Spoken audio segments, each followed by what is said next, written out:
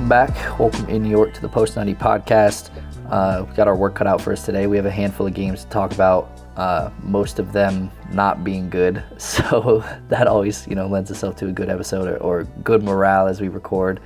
It's been for what was kind of a historic start to the season that we talked about with some of our earlier episodes this season. It has now kind of swung the pendulum in the other way historically, where I think in the last 7 games we've had 2 points out of like a possible 21, which is horrible. And there's like this weird like balancing act between the Open Cup and MLS games, where like apparently we are world beaters when it comes to Open Cup games. Granted, some of the competition has been easier, but we like can't for the life of us get it going in the MLS after like what we said is what was a historic start at one point. Yeah, and I think the last time that we were on the mics, it was kind of the start of this slide that we're seeing now. We kind of, I don't know, at that point, I didn't feel like we would be in this position. I still had optimism. We were playing well in the games. It didn't ever seem like it was necessarily us. It was kind of just like the results. I think that's exactly what we said. At this point, I don't know. It's starting to feel like it could be us. It could be, the coaches and coaching staff now putting us in the best positions to win. And players not showing up on the day. I know that in that episode, the last episode, I really wanted to talk about how Maxi just didn't seem like himself. That's somewhat turned around at this point, but the supporting cast around him hasn't really turned around to the level that they should be at.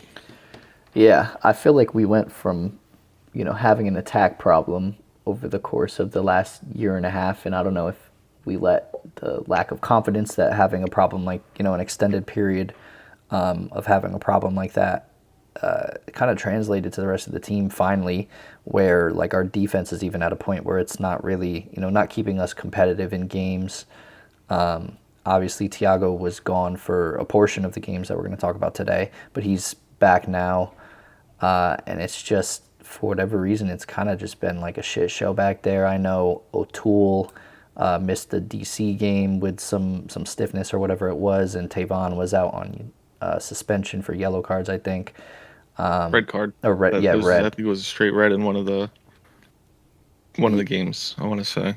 Yeah, so that is just like, the defense went from bad to worse really quickly, and I think you're right. Maybe not even just extending it to like the coaching staff potentially being the problem here, but certainly the front office is something we've talked about, where like when you're down Tavon, Thiago, O'Toole over the course of 5 or 7 games, and then you're kind of playing, you're throwing a dart at Raul and Kai and seeing which type of player of them two are going to show up, and even Tana getting in the mix at one point, which I think we said last episode we weren't sure that Tana was ever going to have to show for us again, and the depth, like we got lower than we thought was possible, to where he had to play, and I think, was he the one that was on the foul for the DC penalty that was admittedly bullshit, but I think either him or Keaton, but arms wrapped up and pushing guys, and just I guess the way that the foul played out, it seemed like something Tana would be more likely to do than any other player on the field,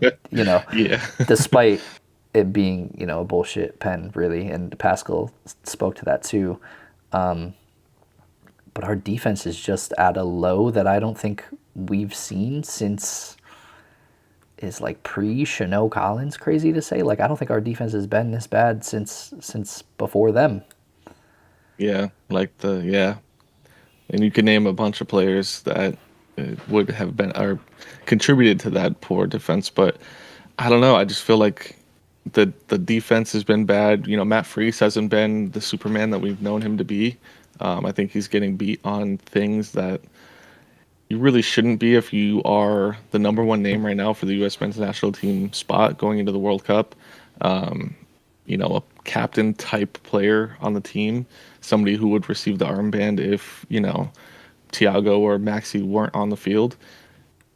I expect more from him, and I think ultimately there's only so much that Nico Fernandez can do to kind of drag this team to results. And maybe that has kind of run its course in the first however many games we were playing really well or at a high level.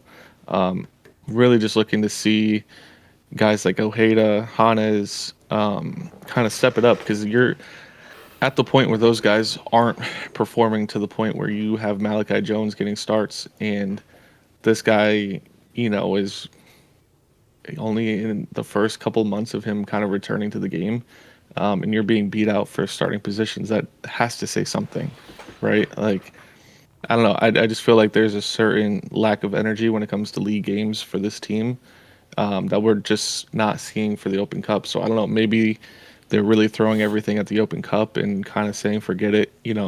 Messi can have it, or any of the bigger name Royce or whoever. Somebody else can have the league this year. We're going for the Open Cup. Maybe that's the mentality. I don't know.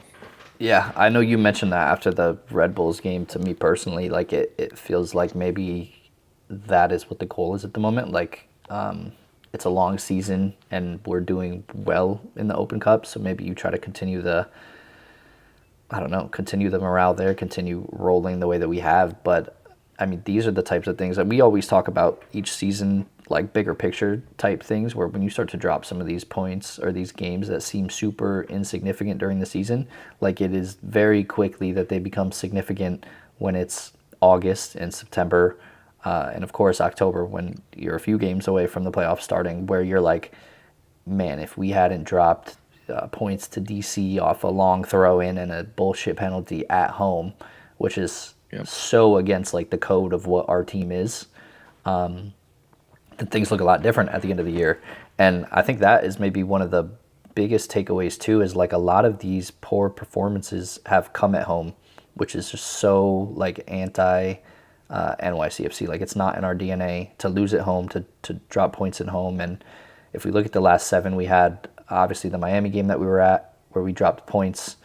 That was the first game of the slide, and we didn't know it at the time because we almost said it was a loss that felt like a win because we had played so Right. well on the day and kind of got unlucky.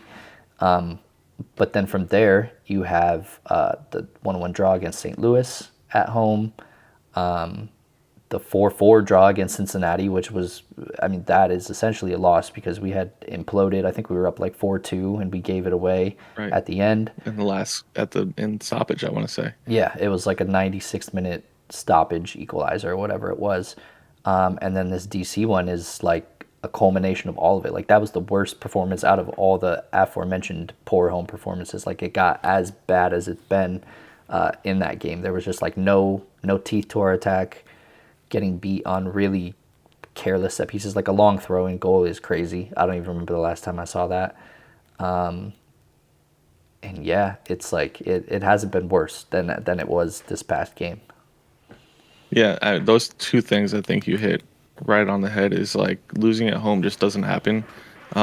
These slips can always happen in seasons, but we've always had the home games to rely on, and the home games were kind of like the foundation and the backbone, kind of keeping us in those positions to be relevant throughout the season. If we start losing those, we're not going to make the playoffs. Plain and simple.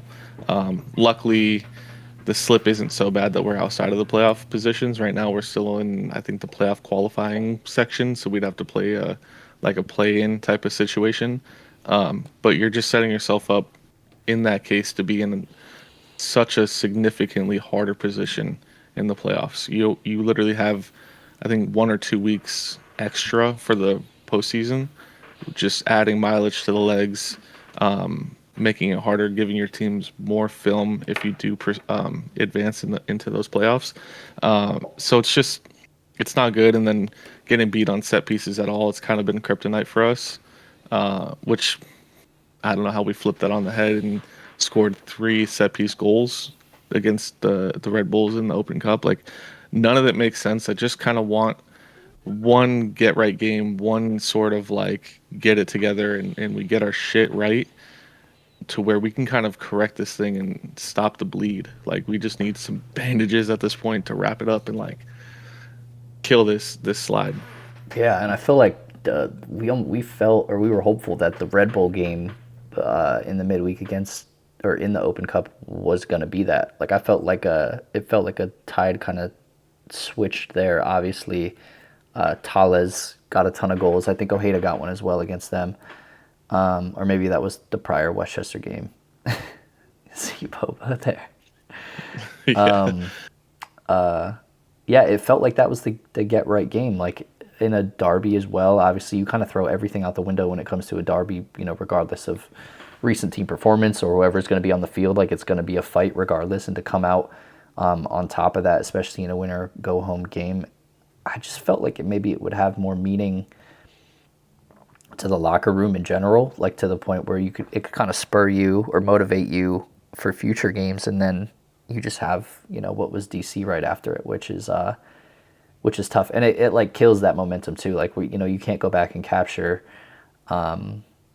what was lost from the Red Bull game after the DC game. So at this point, I mean, it feels like it's a tough road, and what we typically do, unfortunately, is in these tournaments as we get far enough where we like congest the hell out of our schedule, but then we don't like end up getting silverware to show for it. So then you're right, like you add all this extra mileage to the team, where at the end of the season, like you're fighting uphill, especially with some of the older guys like Maxi. So I don't know, maybe the punting for the Open Cup is like a strategy that I won't be able to cope myself into or enjoy until like if the trophy actually gets hoisted. But it's an interesting thing that if Pascal is going that way to witness.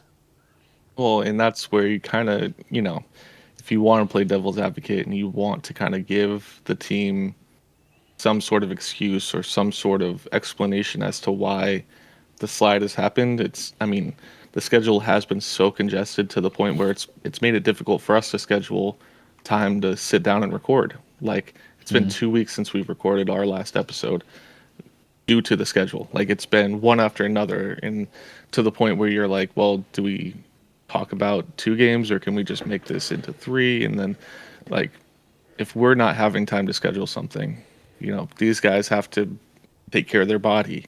They have to rest. They have to watch film. They have to do all these things. So if you want to play devil's advocate and kind of give them an out, that would be it. It's been super tough. I'm sure hard on their bodies, tired on their brains and everything. So maybe, games being a little bit further apart will kind of help stop the bleed and get things back on track.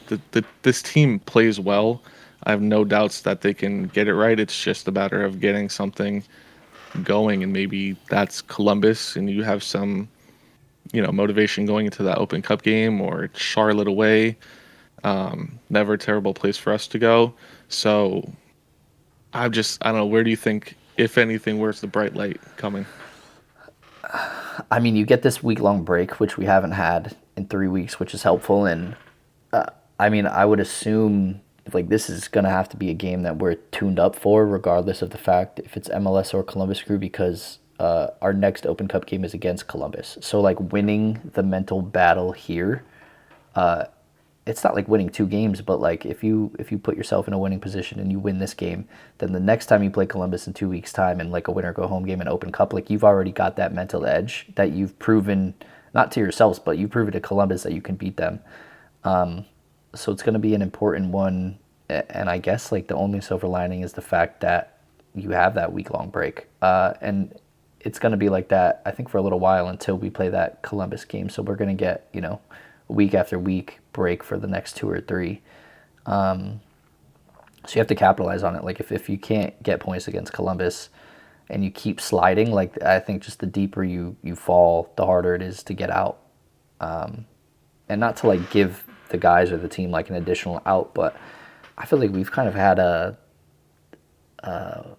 insane amount of injuries for what we're typically used to. Like I know we've had some pretty big ones to big players in the playoffs last year and things like that, but like I wasn't even like fully aware, or I didn't totally notice because of Malachi getting time, that like Hannes has been out for 2 or 3 games now.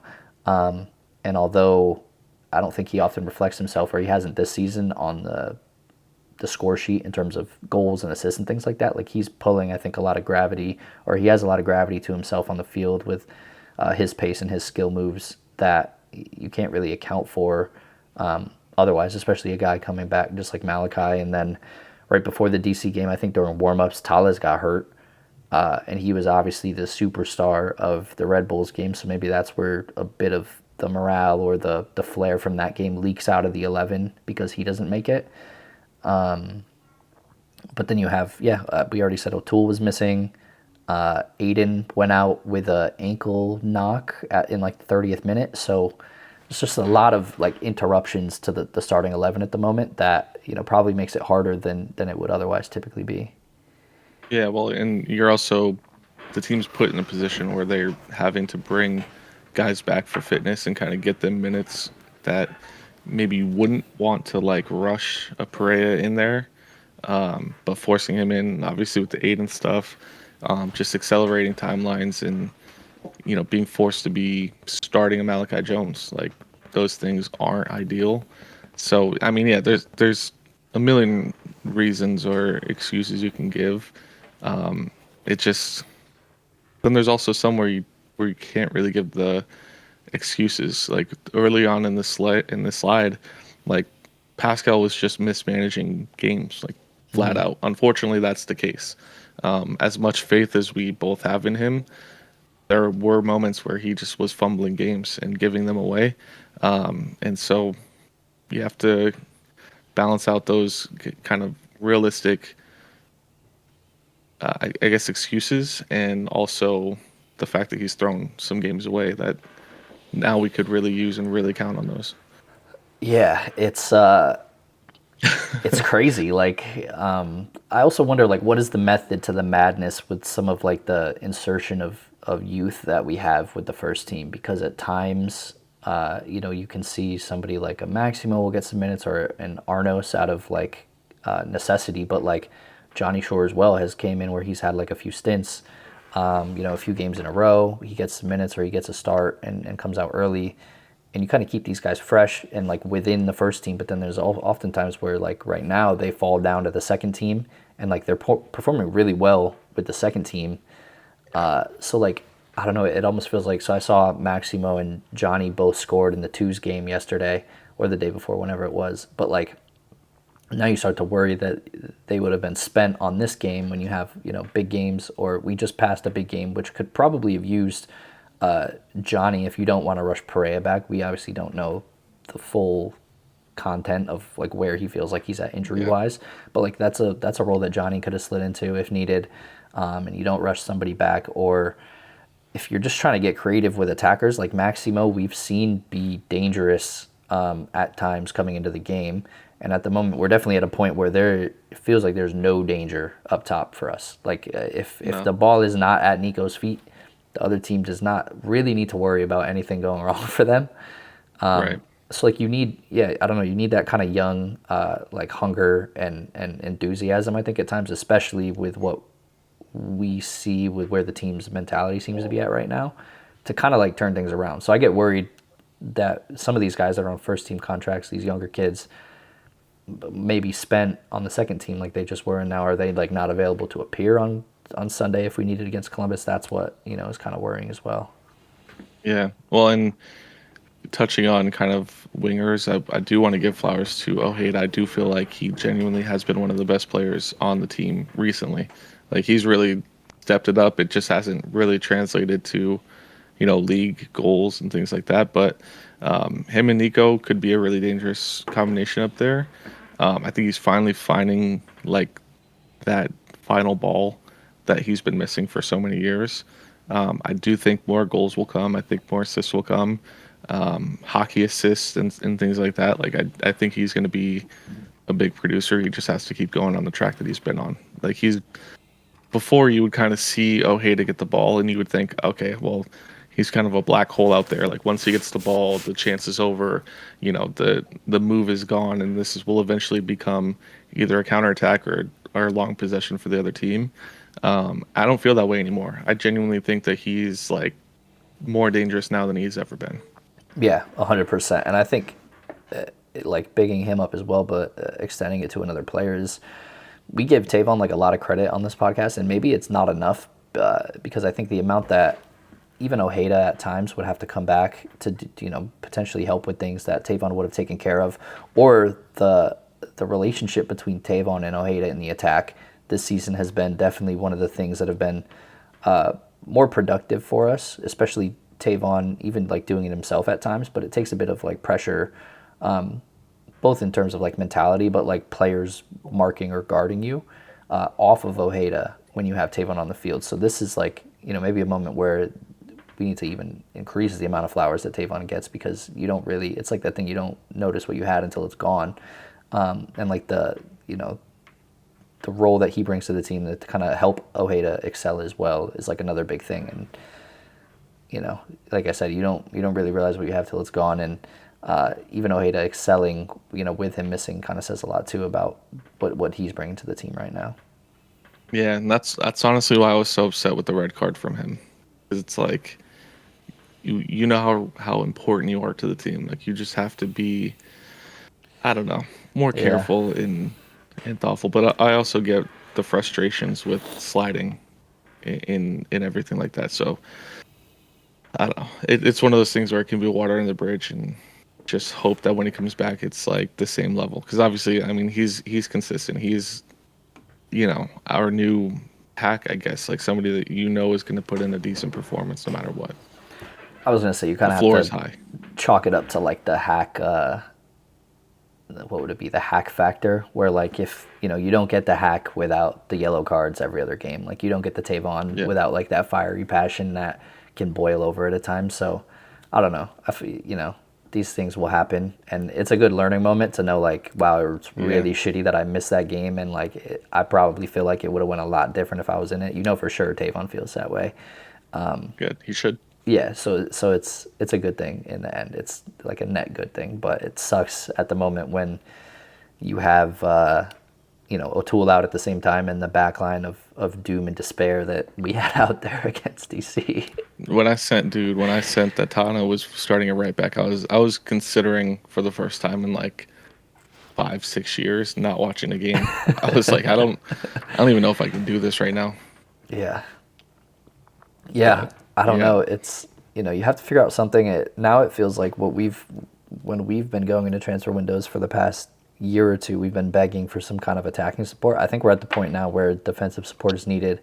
One thing I saw from the New York Soccer Journal, formerly Hudson River Blue, shout out those guys getting it back going.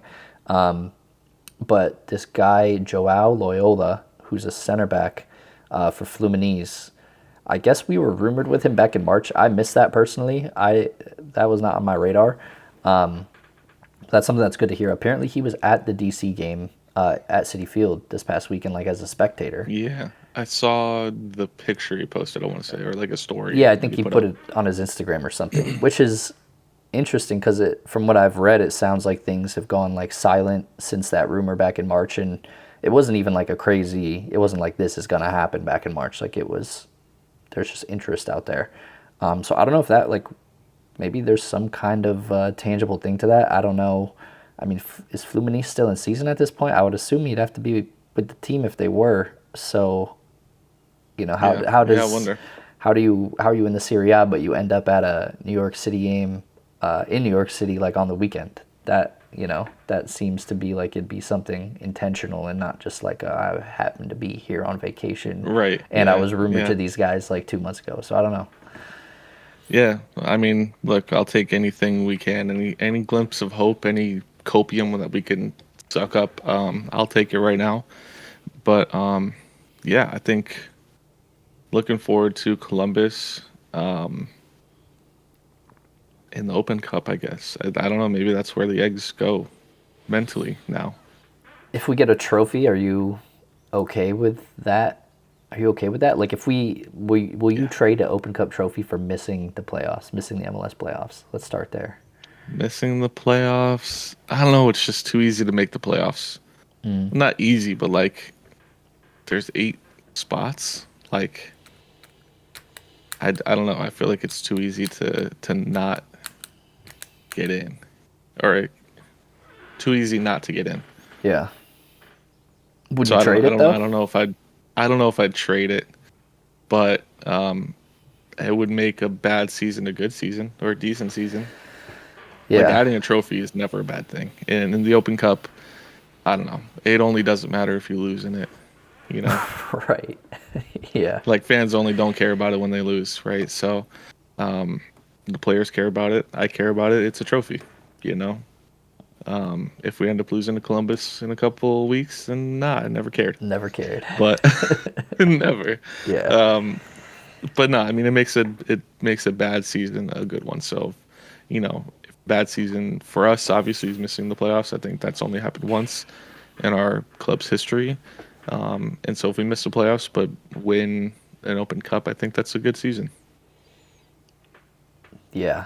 Yeah. I mean, missing the playoffs would be a horrible season. To It would recategorize it, suck. like what if it's only happened one time, and how even long have we been around I now? know, but 11 years. we're very privileged in that fact. That's fair. As fans, we're privileged in the sense that we don't have to see our team suck every single year. Although, is it a worse experience, I should say, to watch your team make the playoffs but only win once? I don't No, know. no. I think winning trumps all. There are a lot of every year playoff teams that do not have a star to their name. Yeah, Red Bulls. Yeah, Yeah, namely some imposters that claim New York, among many other teams like Philly, as an example. I'd much yeah. rather be NYCFC. Every day of the year. Yeah. Yeah, Orlando too Um, came in with us, and they've Orlando. never made it to the show. Didn't they get the COVID? Did they get the COVID one? No, I think they just knocked us out of the COVID one. Hmm. I don't think they won it though. The MLS is back. And if they did, it was cheese It was anyways. an asterisk. Yeah, whatever, whatever. And don't go back to Yeah, I like mean, episode 50 when that was happening, when we were still in it, and we were like, yeah, this is as real of a cup as any other year's and we cup. and we would have 2 stars at this point, and like I'd be showing off either way. I wouldn't. When you But if but taught if the somebody else fans it'd tries to be claim it, two instead of one. yeah. But yeah, I mean, let us know in the comments if you think the slide will continue, or if we're gonna get this ship going on the right course again. A shameless plug at this point. Drop a like and a subscription if you've gotten this far. You don't hate hearing us talk, so why not do it every week or every other week when we get to it? Follow us on anywhere you get podcasts. That's where we post them. Yeah, and yeah, I feel like as we move away from the congested midweek schedules, we'll be able to be a bit more consistent than we've been, because Yeah, it's like too many times where you are about to record and you're like, there's a game tomorrow, and then so you're like, yeah. okay, let's wait for the game, but then like when the game is tomorrow, you get to that, there's a game in 2 days. You're like, holy shit, You that's a also have big to build game. into the fact that these games have not gone well. So Oh like yeah. what would have been a Monday recording session is now it needs to be Tuesday to give us the Monday to The kind of buffer. recover mentally. And then it's Tuesday and then now you have a Wednesday game. And And then so the you're like, Wednesday well, we'll game just goes wait. bad. Right. Then And then you're you're like, well, cooked. Then you're cooked. now I need to find the third floor of my building. And Now you're in a mixer. That is, yeah. So uncomfortable. yeah, let's get some results. Let's get some episodes pumping out. Obviously, we love getting on here. It's like therapy, I guess, for the soccer portion of our brains. So For sure. anytime we're able to do it, we love to. So we'll see you guys after Columbus. We'll just state that we'll see you guys after that game. We'll chop it up about that and go from there. Happy Mother's Day to any To the mothers or moms. anybody celebrating that day. I know that I don't know. I find it weird to have a game on Mother's Day. Personally, I feel like that's one of those that you can't just like phone in. Is there one, or Like those was are, there one? Columbus is going to be on Mother's Oh, Day. okay. Good to know. I'm You just didn't know making when sure Mother's it. Day is? Yeah, I'm making sure it didn't pass. Is what that No, it's question's this goal Sunday. was. Okay. So yeah, so we'll see you guys after that one. We'll get back to the weekly as our schedules permit, and go from there. So we'll see you next week. Yeah. See you Peace. then. Peace. Produced by Mr. Darko Beats.